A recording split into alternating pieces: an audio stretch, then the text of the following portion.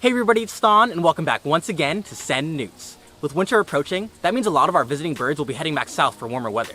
One of the coolest birds we get here in South Carolina are the roseate spoonbills. Named after their rosy pink plumage and spoon-shaped bills, these are truly such a unique and ancient-looking bird. So let's go check out some footage of these summer migrants.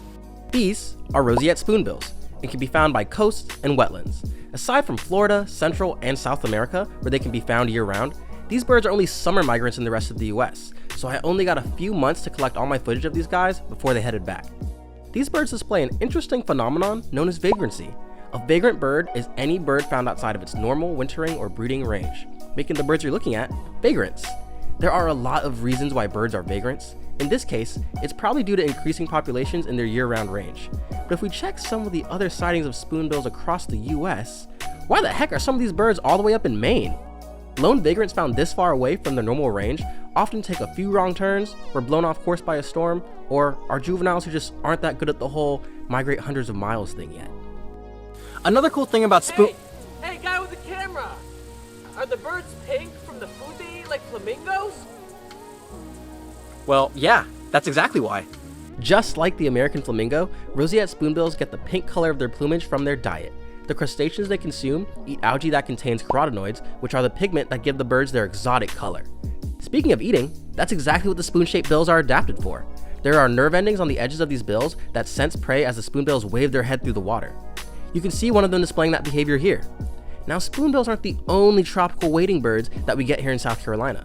Another species you might see when looking for spoonbills are the wood storks. They occupy similar year-round ranges in Central and South America, but unlike our pink friends, wood storks are not vagrants, and South Carolina is a part of their breeding range. So when we get wood storks here in the summer, they have a goal, and that goal is to make babies. These babies. Sharing similar habitats, you can often find wood storks and spoonbills in the same areas. You can really see the size difference of the two species here. Wood storks grow to around 3.5 feet in height, and it's so cool anytime I come across some. When they're in flight, their 5-foot wingspan displays the awesome black feathers on their wings. Hey, YouTube guy, I got another question for you. Why are both birds bald? Well, the reasoning behind these birds balding is pretty neat, and another great example of animal adaptation.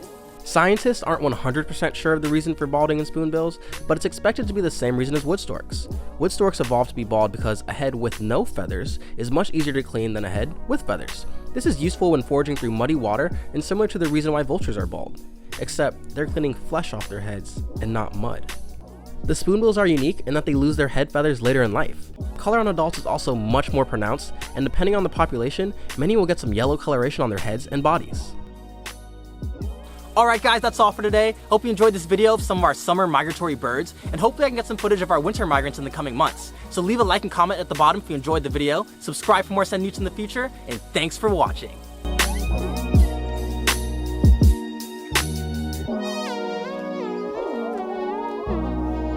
Hey, YouTube guy, why are both birds bald?